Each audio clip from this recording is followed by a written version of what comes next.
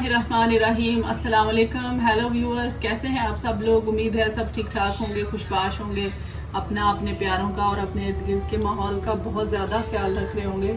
जी, आज मैं आपके पास लेके आई हूँ रेसिपी आलू बुखारे की चटनी की, जो कि आप लोग शादियों पे देखते हैं और बहुत ज़्यादा इंजॉय भी करते हैं, बहुत लाइक करते हैं। तो ये बहुत सादा सी इसकी रेसिपी है, बहुत कम इंग्रेडिएंट्स इसमें जाते हैं। तो मैं आपके साथ शेयर करती हूँ कि क्या क्या चीज़ें हम इसमें डालेंगे।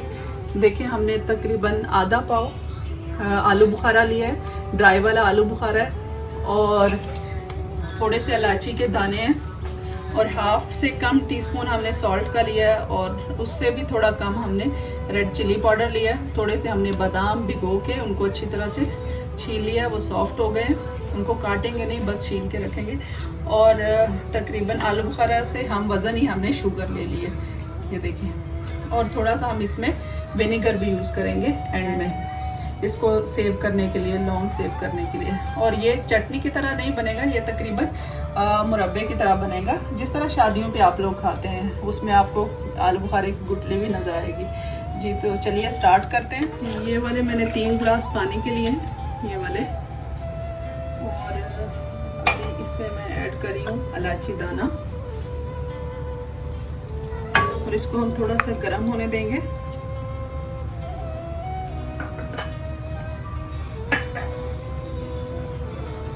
हीट में बढ़ा रही हूँ।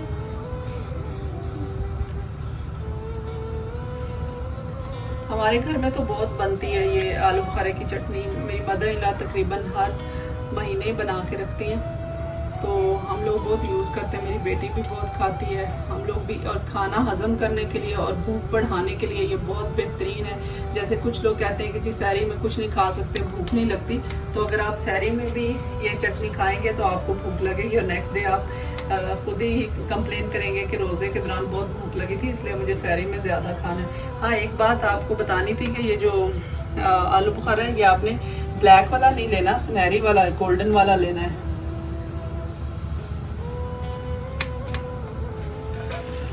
जी, ये देखें, अभी ये पानी जो है वो उबलने लग गया। अब मैं इसमें ऐड कर रही हूँ ये आलू बुखारा।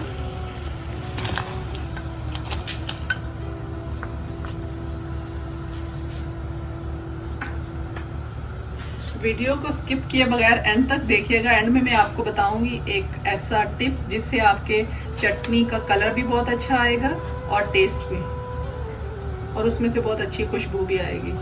तो इसलिए स्किप किए बगैर एंड तक देखना पड़ेगा आपको। बाय द वे, अगर आपने मेरे चैनल को सब्सक्राइब नहीं किया तो प्लीज़ सब्सक्राइब कर दें, और बेल आइकन को भी प्रेस कर दें, ताकि मेरी हर आने वाली नई वीडियो सबसे पहले आपको मिले। Thank you so much. ये देखें, इतना पानी जो है वो बॉयल होने लग गया है, और ये जो हमारे आलू बुखारे हैं वो भी पक रहे हैं। अभी मैं इसमें ऐड कर रही हूँ जो सॉल्ट और रेड चिली पाउडर है।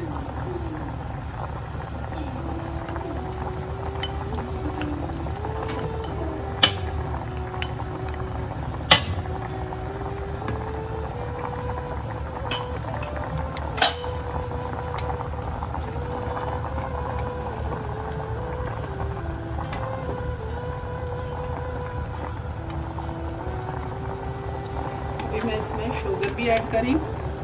शुगर हमने हम वज़न ली थी आलू बुखारे के। अभी हम इसको अच्छी तरह से पकाएंगे बबल आने तक।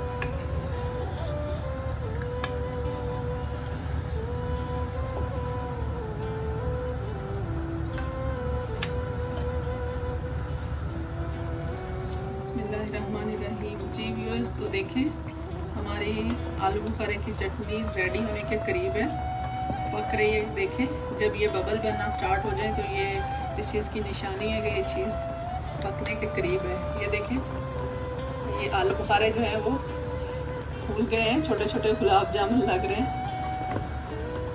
ये देखें,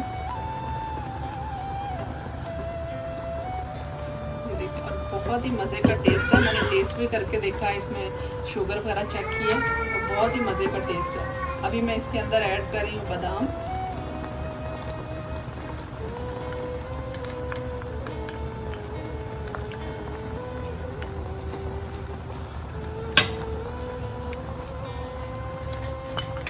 जाइएगा नहीं कहीं, अभी आपको वो टिप बताना बाकी है जिससे इसका कलर और इसका टेस्ट और खुशबू मज़े की हो जाएगी।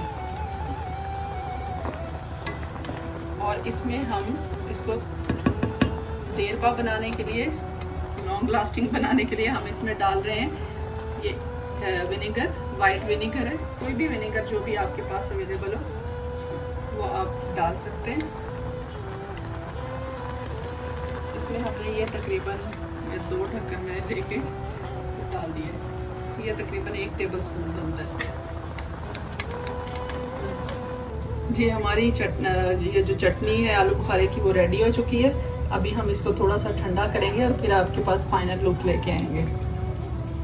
जी व्यूअर्स देखें, हमारी चटनी जो है वो रेडी हो चुकी है, हमने डिश आउट कर ली थी, अभी ये थोड़ी ठंडी भी हो गई है। इसका ये कलर देखें, कलर इसका बहुत अच्छा आया है। वैसे ही तो जो टिप मैंने आपको बोला था, ट्रिक बोला था कि एंड में आपके साथ शेयर करेंगे इसका कलर अच्छा करने के लिए, टेस्ट और खुशबू, तो वो हम आपके साथ शेयर करने के लिए जा रहे हैं जी। ये देखें, ये मैंने लिया है रूह अफ़ज़ा, अगर आपके पास जामे शीरी है तो आप वो भी ले सकते हैं। और आप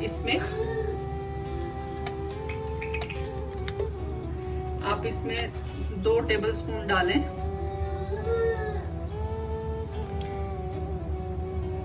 ठंडा करके डालना है आपने, और इसको डालने के बाद दोबारा से पकाने की जरूरत नहीं है क्योंकि चटनी भी हमारी रेडी है और ये जो रूह अफ़ज़ा है ये भी ऑलरेडी पका हुआ है, रेडी है, तो इसलिए हम इसको दोबारा से चूल्हे में रखने की ज़रूरत नहीं है।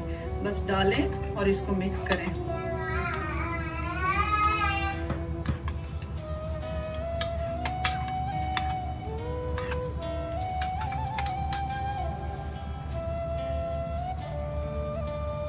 मेरी मदर-इन-लॉ हमेशा जब भी बनाती हैं तो उसमें ये ज़रूर डालती हैं। और रूह अफ़ज़ा या जामे शीरी तो हर वक्त घर में अवेलेबल होता ही है, और रमज़ान शरीफ में तो मोस्टली होता है हर घर में क्योंकि हर चीज़ में ही डलता है। तो मैं आपको रिकमेंड करूँगी कि आप इसको डालें और फिर ये मज़े की चटनी इंजॉय करें। और आप इसको फ्रिज में रख के तकरीबन 1 से 2 वीक तक यूज़ कर सकते हैं जी। व्यूअर्स, उम्मीद है आपको मेरी आज की रेसिपी भी अच्छी लगी होगी, तो लाइक और शेयर ज़रूर कीजिएगा और मेरे चैनल को भी सब्सक्राइब कर दें। बेल आइकन को तो ज़रूर प्रेस कीजिएगा ताकि मेरी नेक्स्ट आने वाली हर वीडियो सबसे पहले आपको मिले। Thank you so much.